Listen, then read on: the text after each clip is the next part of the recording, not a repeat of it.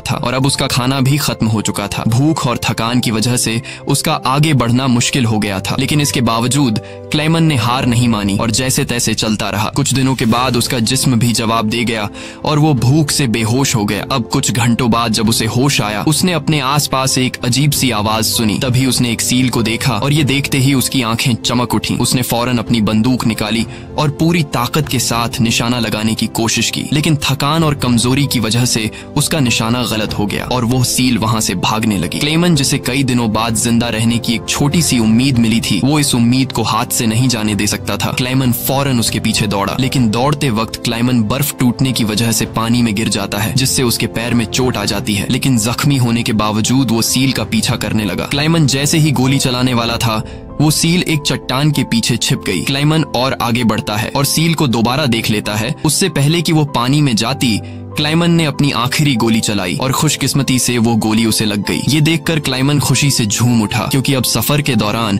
उसे खाने की फिक्र नहीं थी। कई दिनों के बाद क्लेमन ने पेट भर कर खाना खाया और थोड़ा आराम करके अपना सफर जारी रखा। अब इतने लंबे सफर में क्लेमन बिल्कुल अकेला था और उसके चारों तरफ बर्फ के अलावा कुछ भी न था। इस माहौल में उसकी दिमागी हालत खराब हो सकती थी, इसलिए वो खुद से बातें करता और पॉजिटिव बातें कहकर खुद को आगे बढ़ने के लिए मोटिवेट करता। इसके साथ ही वो हर वक्त कैंपस के जरिए अपने रास्ते को देखता है, ताकि वो इस बर्फीली वादी में कहीं खो न जाए। इसी तरह दिन गुजरते गए और फिर महीने, लगातार 2 महीने चलने के बाद क्लेमन को इस बर्फीले मैदान में एक छोटा सा पेड़ दिखाई दिया। इस पेड़ को देखकर क्लेमन इतना खुश हुआ कि जैसे उसे कोई खजाना मिल गया हो, और वो भागकर उस पेड़ को गले लगा लेता है। दरअसल ये पेड़ इस बात की निशानी थी कि क्लेमन लगातार 2 महीने चलने के बाद अब ये बर्फीला मैदान क्रॉस कर चुका है और आगे जंगल शुरू होने वाला है। थोड़ा ही आगे चलने के बाद ठीक वैसा ही हुआ जैसा उसने सोचा था। अब यहाँ से जंगल शुरू होने वाला था। बर्फ का इलाका खत्म हो रहा था। वो जंगल में बहुत खुश था। वो लकड़ियां इकट्ठा करके आग जलाता है और कई महीनों बाद पहली बार सुकून से सो जाता है। पर अगला दिन उसके लिए सुकून का था या नहीं,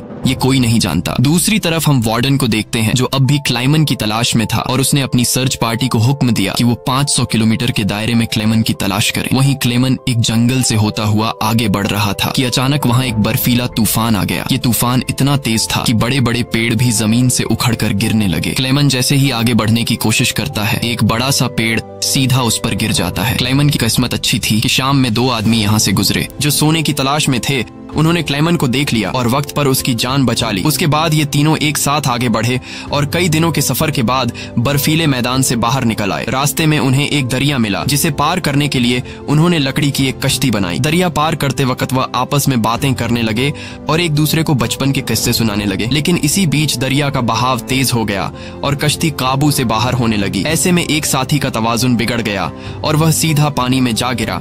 उसे तैरना नहीं आता था, वह डूबने लगा। ये देखकर क्लेमन ने पानी में छलांग लगा दी और किसी तरह उस आदमी को किनारे तक लाकर उसकी जान बचाई। दूसरी तरफ उनका दूसरा साथी उन दोनों को डूबने के लिए छोड़ देता है और अकेला आगे बढ़ गया। उसका दूसरा साथी बहुत ही लालची था। उसे लगा कि वो दोनों मर गए होंगे और लालच के चलते उसने अपने दोस्त का सोना भी खुद के पास रख दिया। थोड़ी देर बाद जब क्लेमन और दूसरा आदमी टेंट तक पहुंचे तो उस आदमी को अपने दोस्त पर बहुत गुस्सा आया और उसने उसे गोली मारकर उसकी जान ली। उसके बाद क्लेमन और वह आदमी ने सामान उठाया और सफर जारी रखा। वे दोनों कई महीनों तक इसी उम्मीद पर चलते रहे कि कोई इंसानी आबादी उन्हें मिल जाए। लेकिन दोबारा सर्दियों का मौसम आ गया और हर तरफ के जंगलात बर्फ की सफेद चादर में छुप गए। उस आदमी ने जो सामान उठाया था वह काफी भारी था, इसलिए उसे बर्फ में चलने में मुश्किल हो रही थी। ये देखकर क्लेमन ने उसका बोझ हल्का करने की कोशिश की और कहा कि कुछ देर के लिए अपना सामान मुझे दे दो। लेकिन यहाँ उस आदमी को शक हुआ कि शायद क्लेमन भी उसका सोना चुराना चाहता है, इसलिए उसने क्लेमन पर हमला करके उसे नीचे धकेल देता है, जिससे क्लेमन बेहोश हो जाता है। थोड़ी देर बाद क्लेमन को होश आया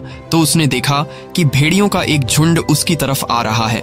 अपनी जान बचाने के लिए वो एक दरख्त पर चढ़ने लगता है, लेकिन पेड़ पर चढ़ते वक्त एक भेड़िया उसका पांव पकड़ लेता है। लेकिन दरख्त कमजोर था और दरख्त दरमियान से टूट गया, जिससे क्लेमन नीचे गिर पड़ा। अब क्लेमन को लगा कि उसकी मौत पक्की है। तभी अचानक गोली चलने की आवाज आई। क्लेमन ने आंखें खोली तो उसने देखा कि कुछ भेड़िए मर चुके हैं और जो जिंदा थे वह भाग चुके हैं। दरअसल इलाके के शिकारियों ने आकर उसकी जान बचाई। वो उसे अपने गांव ले गए, जहां गांव के लोगों ने उसका इलाज किया। बरसों की मेहनत के बाद क्लेमन एक इंसानी आबादी तक पहुंच चुका था। लोगों को देखकर उसे बेहद खुशी हुई। कई दिनों तक वो गांव में रुका और लोगों ने उसकी खूब खातिरदारी की। एक दिन गांव में एक लेटर आया जो किसी और का नहीं बल्कि खुद वार्डन का था। इसमें लिखा था कि एक जर्मन फौजी हमारी जेल से फरार हो चुका है और अगर किसी ने उसे पनाह दी तो वह गद्दार